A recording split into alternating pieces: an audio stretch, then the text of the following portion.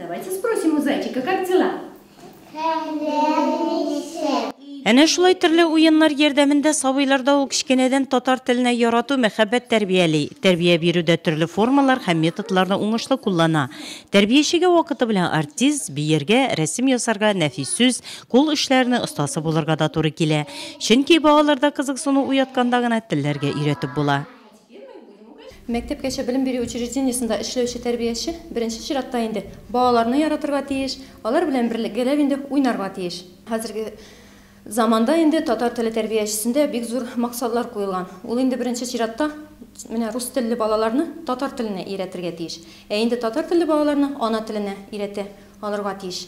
Һәм менә моның өчен инде безгә бик зур ярдәм итте 2012 елда укыту методик комплектлары чыгарылды. Ул районыбызның һәрбер балалар бакчасына таратылды. Тәрбиячеләр аның белән инде бик яратып эшлиләр. Анда инде комплектында балалар белән ничек эшләргә аңлатылган, методик эшкәртмәләре бар, рәсемнәре бар, маскалары бар, аудио һәм видео сюжетлары бар. Біз инде аларны һәрберсендә дәрестә кулланабыз. Балаларга өйрәтергә бик уңайлы. Мне очень нравится учить татарские слова. Я люблю Мусна Касымовну. Үз эшеңне яратып, күңел биреп башкарганда гына уңышлар яулана. Тәрбиячегә замана белән бергә атларга, үз өстендә күп эшләргә, иҗади эзләнүләр алып барырга кирәк. Рәсимә Рәхимова үткән ел тәрбиячесе бәйгесенең район этабында җиңүче булып кала. Моннан тыш республика район күләмендә үткәрелгән төрле иҗади бәйгеләрдә еш катнаша, призлы урыннар яулый. Заман тәрбиячесеннән инде иң беренче чиратта ул бала ике телне белергә тиеш. Хәзер инде өч телне хәтта инглиз телен, татар телен һәм рус телен үзләштерә белергә тиеш. Һәм менә шуңа инде без балаларга ярдәм итәргә тиеш шул телләрне өйрәнергә. Конкурсларда катнашырга кирәк, үзебезнең белемебезне күтәрергә кирәк. Менә 3 ел саен инде курсларга барып кайту мәҗбүри инде. Шулар йыгынтысында инде без балаларны әйбәтрәк инде өйрәтә алырга тиешбез. Шагыйрь җанлы тәрбияче Рәсимә Рәхимова ана теленә мәхәббәт аның үзе язган шигырьләрендә дә чагыла. Балалар темасы, төрле табигать темасына язырга яратам. Шулай тел турында менә балалар бакчасына килгәч инде тел турында бик матур шигырем барлыкка килде. Туган тел турында, аның язмышы турында төрле темаларга язырга яратам. Габдулла Тукайга багышланган шигырь бәйгесендә дә катнаштым. Шул нәкъ менә шул туган тел шигыре белән катнаштым. Республика конкурсы иде. Ул шигыремне минем җыентыкка да бастырдылар. Хәзер рәхим итеп шуны сезгә тәкъдим итәсем килә. Әнә диеп телем ачылды. Мин бит татар баласы. Бабамнардан калган йолаларны түкми чәчми алып барсамчы. Эй туган тел, моңлы татар теле, Тукайларың белән данлы син, җәлилләрең, сәйдәшләрең белән мәңге күңлебездә калырсың.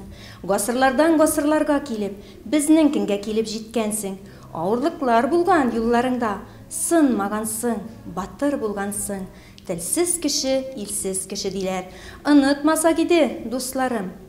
Үз телебезне саклап, һәр чак яклап, яшик яңа көнгә куанып, туган телем, газиз телем диеп, әйтәселәр килә мең кабат, бер кайчанда халык теленнән син югалмыйча яшә, чәчәк ат.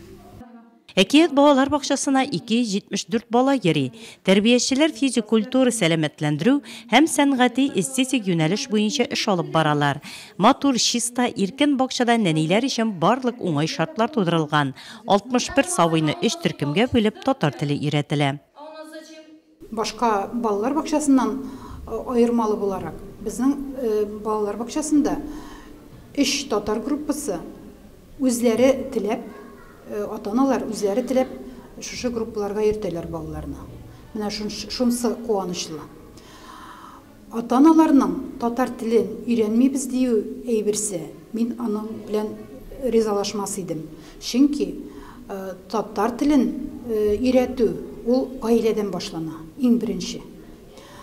Гаиләдән башланып, без инде аны продолжать итәбез. Рәсимә Касымовна Рәхимова татар теле буенча тәрбияли балаларны. Аның турында әйтеп китәсе килә. Бик яхшы тәрбияче. Балаларга бөтен йөрәге белән тәрбия бирә. Бездә инде ул менә 5 ел дәврендә безнең садикта эшли.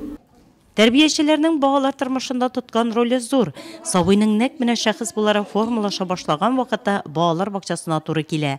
Рәсимә Рәхимованың максаты җәмгыятькә яраклашкан, сәләтле яшь буын тәрбияләү.